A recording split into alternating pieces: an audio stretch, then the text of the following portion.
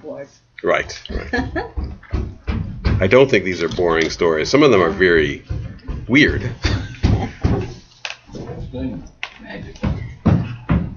Okay, so we're going to start page 146.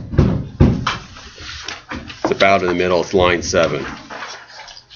We finished a story which I'm not going to review about how you'll see one of the things the story has in common is one of the characters is Rabbi Bar. Forgot his name already. Oh, Rabbi Chia. So Rabbi Chia almost brings about the Messianic age ahead of time.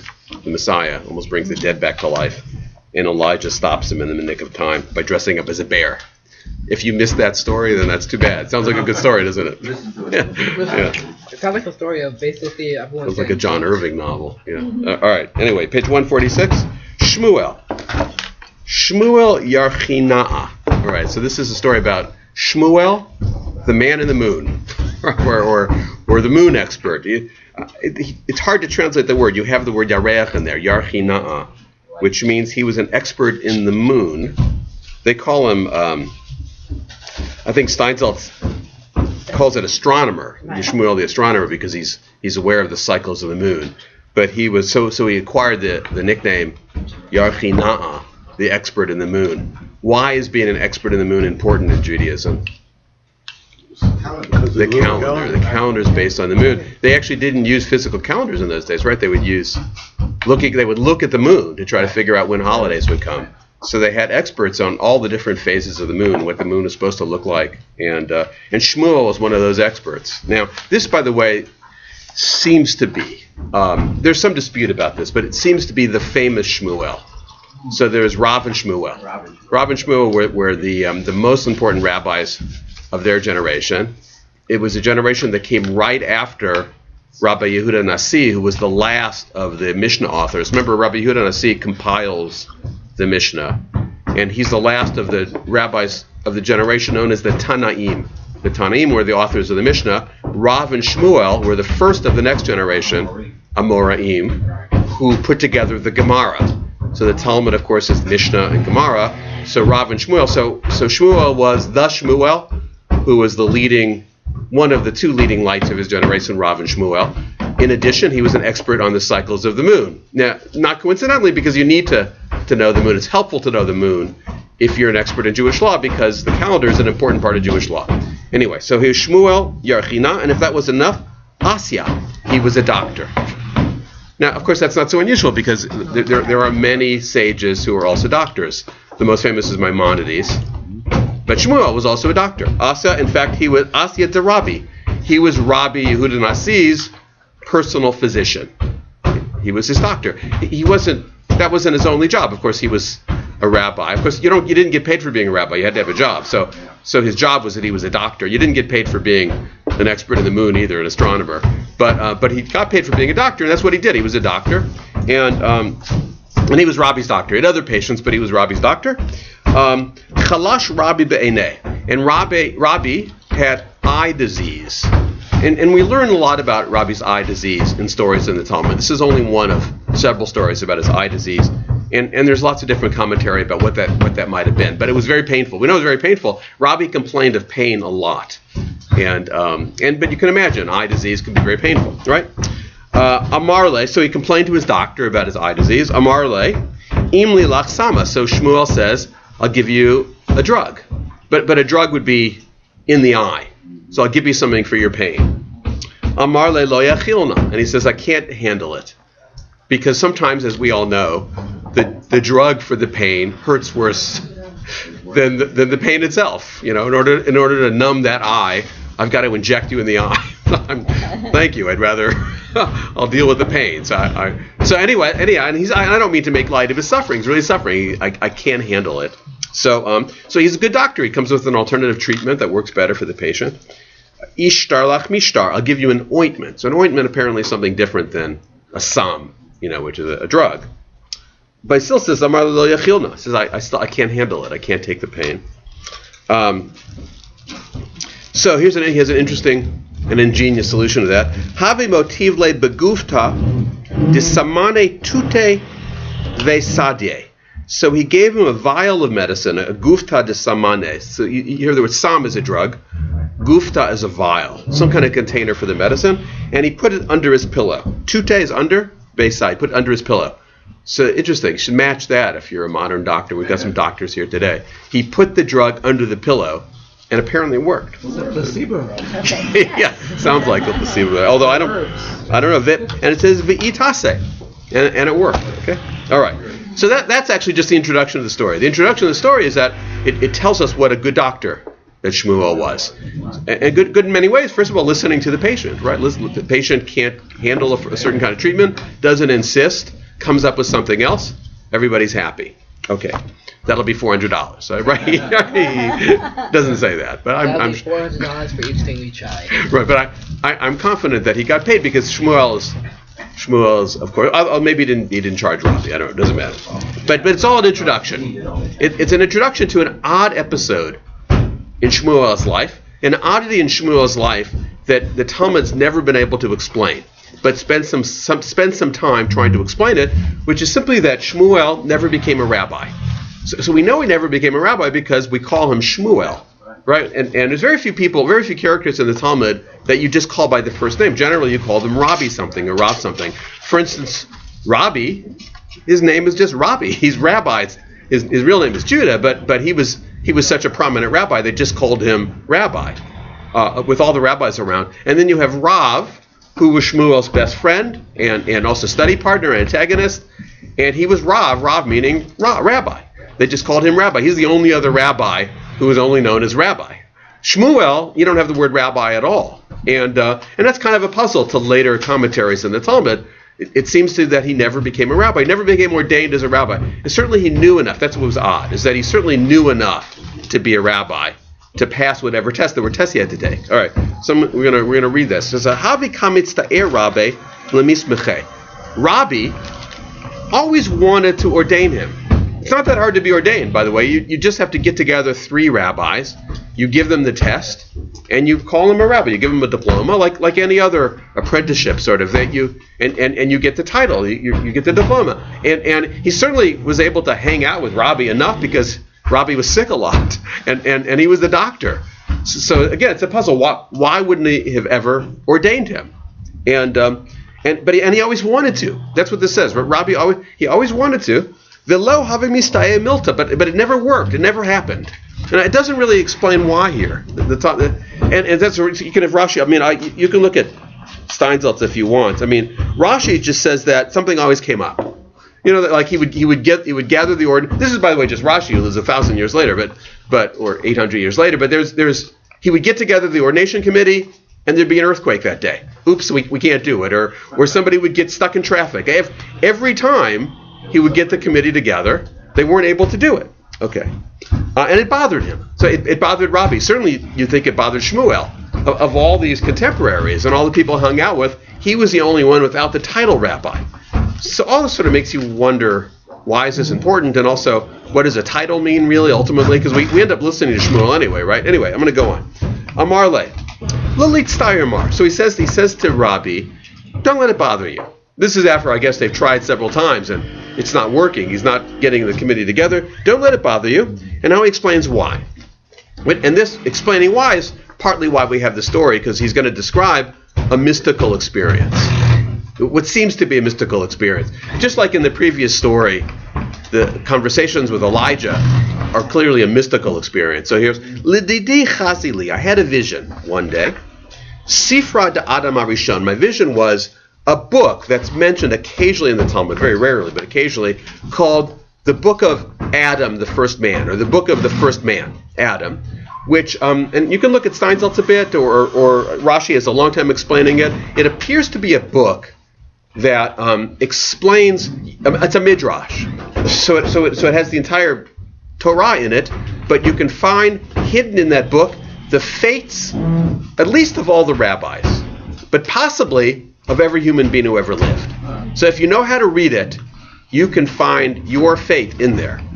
And so Shmuel had a vision that he was reading it and able to understand it. Okay? And apparently it's a book. You know, it's a book that's got, I look in the index and I find Phil Graubart in there, but I have to have the knowledge, the deep knowledge, and the ability to be able to understand what it means for me. Yeah. It was a sort of a kind of Google, but it was a Google, but you had to have the deep knowledge to understand, and most people didn't. But and here it only happens to Shmuel in a dream, plus or a vision. Plus, you have to get a hold of the book, right? So anyway, Ukativ Bay, and it said in the book, Shmuel Yarchina, Shmuel the moon man, Chachim Yikarei, he will be called a sage, a Chacham.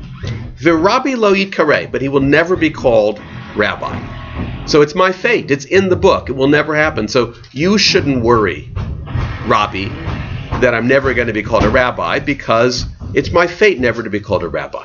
But this idea of reading the Torah and finding your personal fate in it becomes very important.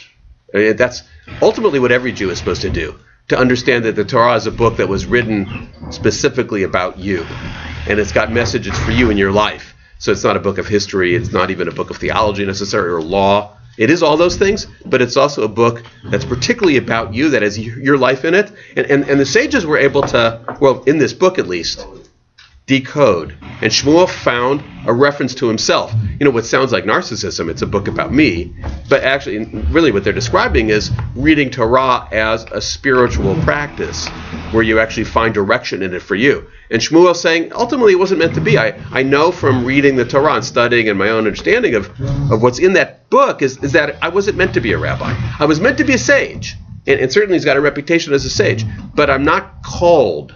Also, it's interesting in passive voice. I'm not to be called rabbi. I won't be called that. Now, on my diploma, my rabbinic diploma, and other rabbinic diplomas, it says Chacham Yikarei, Rabbi Yikarei, that you can be called a sage and you can be called a rabbi. What's interesting about that is my father pointed out to me, it doesn't mean that you are a rabbi or you are a sage. It's that you can be called that. You can call yourself whatever you want. If you really are one of those things, it'll be clear at some point. But the diploma says you can be called a rabbi, you can be called a sage. Yeah. It's interesting, this issue of titles. I mean, what would be more important, if thinking into the future, that you be in a book that's read for eternity, or maybe you're a rabbi and you never get into that. Right, yeah. So you look at Shmuel, people that read the Talmud don't really ponder the fact very often that Shmuel wasn't a rabbi. It has no effect on his authority. He becomes an authority in the things that he knows about. So he establishes his expertise just by establishing it, not by any title. Yeah, so that's one of the lessons of the story too, is that titles can throw you off. You can be called rabbi and not be anywhere near the authority level of Shmuel. Yeah. What's the difference between a sage and a rabbi? Yeah, that's an interesting question. It has a technical. So the technical is that so you can decide certain things and you can't decide other things. So Chacham generally means you can decide all areas of civil law. That's what the Sephardic call their rabbi. They do, right. Well, whereas a Rabbi, decides certain ritual matters. So and that's why it's in my diploma. You are ordained to be able to decide certain matters. So then theoretically, Shmuel wasn't allowed to offer authoritative rulings on certain narrow areas of law, although he does. So is he a sage? He's a sage, yeah. Yeah, he's a sage, yeah. Yeah. Okay. Anyway, now Shmuel's saying, this is what I learned about me. I also learned some things about you. So now he tells Rabbi, and here's what I because I found myself in it, but I also found you in it. The asu de Rabbi al yadotehe. Okay, but I also found out that I would be able to heal Rabbi Yehuda Nasi. I also found that was written in the Torah. That was my fate, which what do you know, came true. But I found some more. The Rabbi Natan, Sof Mishnah. I also found out that Rabbi and Rabbi Natan would be the people that would compile the Mishnah, which is true. I also found out the Rav Ashi, the Ravina, Sof Hora'ah. And people named Rav Ashi and Ravina, they would be the people that would compile the Gemara. Now what's interesting is Shmuel reads this in this book, and at the time he's reading it, these two people would not have been born yet. So it's a good book. It doesn't just have you in there. It's got people that weren't even born yet, and he's correct, because those were the very people that compiled the Gemara. So and now he quotes the verse to Rabbi that proves that these people, the people that aren't even born yet, are going to be the people that end up compiling the Gemara. The Simanach, it's hinted in this verse, and you got to know how to read it, because if I read this verse, it wouldn't have occurred to me that's what it means. But Shmuel figures it out, or somehow he's got the spiritual ability to figure it out. Adavo al mikdashi el. Adavo al mikdashi el. Until I come to God's sanctuary, avina la'achritam.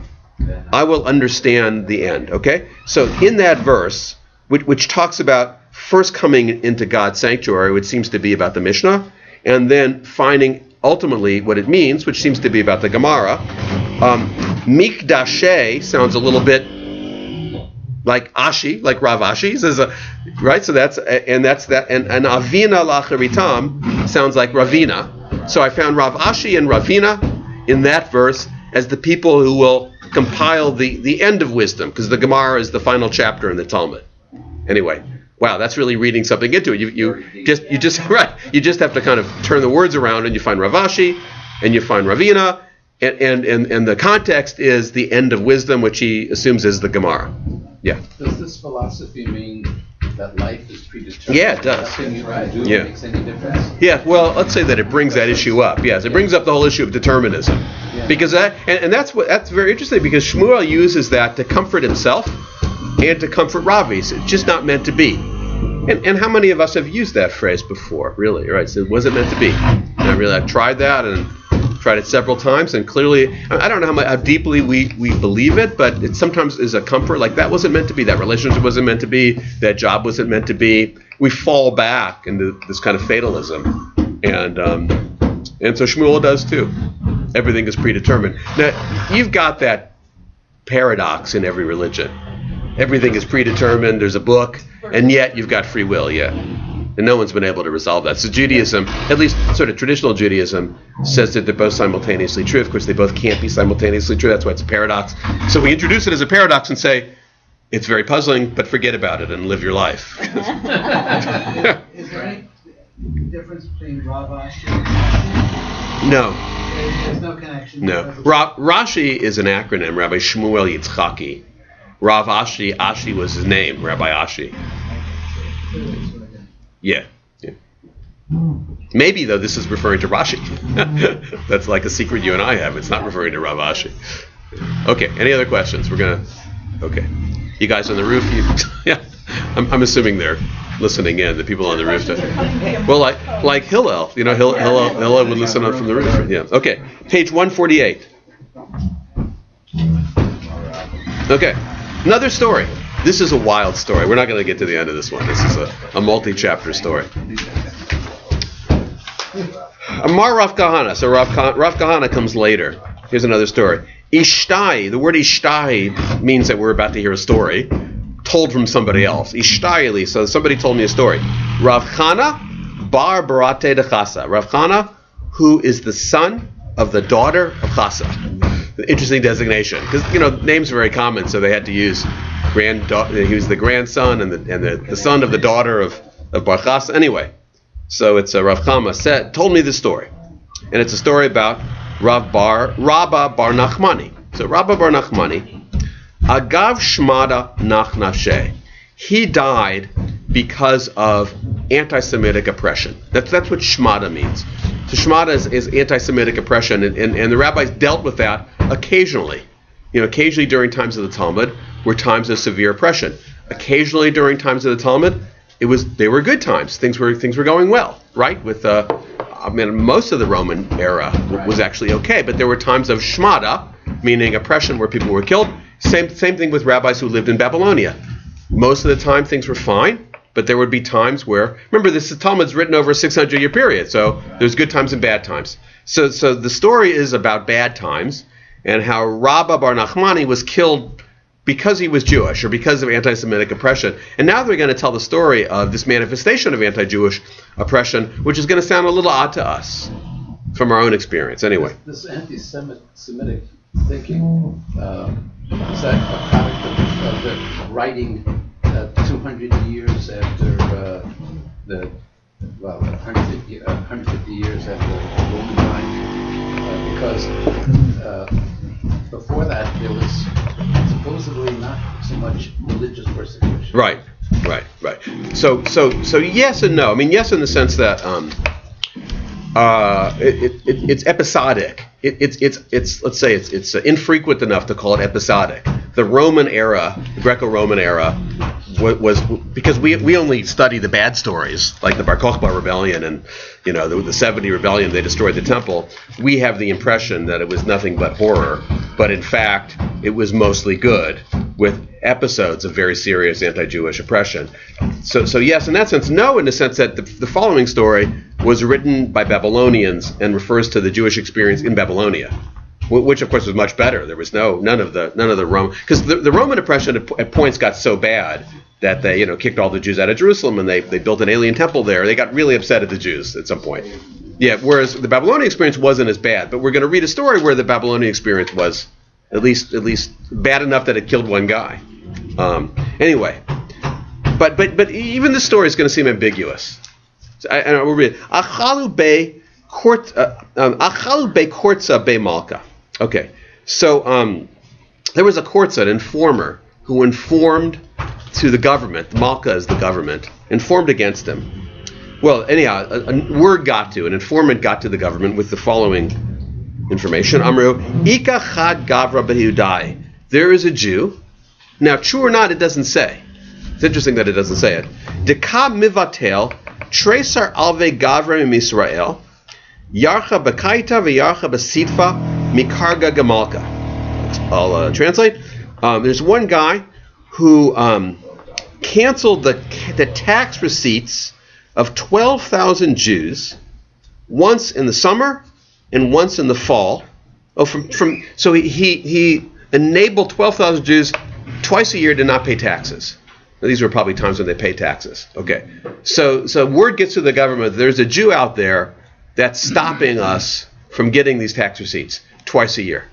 Now, it doesn't say whether it's true or not. Yeah. Maybe it's true. It doesn't say if it's a Jew or not. No, it says it's a Jew. It said, Chad Gavra B'Yudai. There's a Jew that's stopping the Jews. Now remember, the Jews were autonomous communities. That's how the Babylonians and ancient empires, they treated the Jews as autonomous communities, meaning you do whatever you want as long as you show your allegiance to us and you pay taxes. That's the most important thing. And of course, like today, nobody wanted to pay taxes. But what was different then is that it wasn't considered disloyalty not to pay taxes because they didn't care about that government. They only cared about their own Jewish community. So the government had to come down hard to make sure they paid the taxes. And it wasn't even considered morally disreputable for taxes not to go to non-Jews. They just cared about the needs of the Jewish community. So and because generally they felt like, and this was true in medieval times, they felt like the government was mostly corrupt and wicked. So why should you give money to them? They're just taking because they're greedy. So let's do whatever we can not to give them money. We'll just give money because we have to, to survive. Otherwise they'll arrest us. So the charge is that some Jew out there is stopping us from getting this money, and it's Rabbi Bar Nachmani. And what I'm saying is interesting is that it doesn't say whether it's true or not. It may very well be true. And if it's true, do we really call this anti-Semitic oppression, or is it just, a kind of oppressive government?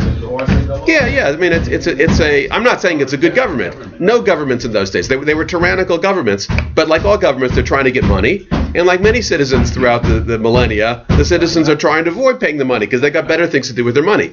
So the government now is coming down hard on Rabbi Bar Nachmani, and then therefore the word shmada here doesn't necessarily just mean oppression. It just means he was killed by the government. The government, he got in bad graces with the government. Read a little bit more, almost out of time. All right, Shtardu Priska Damalka Badatre. So the government tried to find him, Velo Ashkeche, and they couldn't find him. All right, and now he goes, Arak va'azel mi Pupadinta la'akra. He was living in Pupadinta, the largest Jewish community at the time, and he went to a place called Akra. From Akra, he went to a place called Mi'akra Legagma. He went to Agma. Me'agma l'Shichin. From Agma he went to Shichin. This is how we learn names of Babylonian cities. Umi Shichin l'Tzrifa. From Shichin went to Tzrifa. Be interesting to see how many of these cities still exist. Yeah. In Asura still does. I don't think Pupadinta does, but I think there's ruins in Pupadinta. So Umi Tzrifa le'ena maim. from Tzrifa he went to a place called Ein Adamayim, which is an Aramaic, which means it was clearly a Jewish place. It means a well of water. Ume Ein Adamayim lePupadita, and he ends up back in Pupadita, which is hiding in plain sight. Right? He goes from here to here to here to here, ends up in Pupadita, and of course, hiding in a big city is not a bad place to hide. Very good place. Especially if everybody thinks you left town and you're back in town and you can find some neighborhood. Let's say a little bit more. Pupadita ashkeche. Now they found him though in Pupadita, despite this ingenious kind of traveling in circles to run away from the government, hide in plain sight. They find him because Ikla Prisketa Demalka. There was an agent of the government found him. Lahoha Ushbiza de Rabba, and he was hiding in a hotel. Ushbiza is an inn, a place where people stay. Like Ushbizin is you bring in guests in your sukkah. So the word Ushbiza, Aramaic, is a place where you have guests, but it's when you do that for a living, it's a hotel, it's an inn. So they found him in an inn. So he's not living at home, he's living in a hotel. And the government agent tracks him down in that very inn. All right, so we'll finish the rest next week. Gets going. I'm trying to figure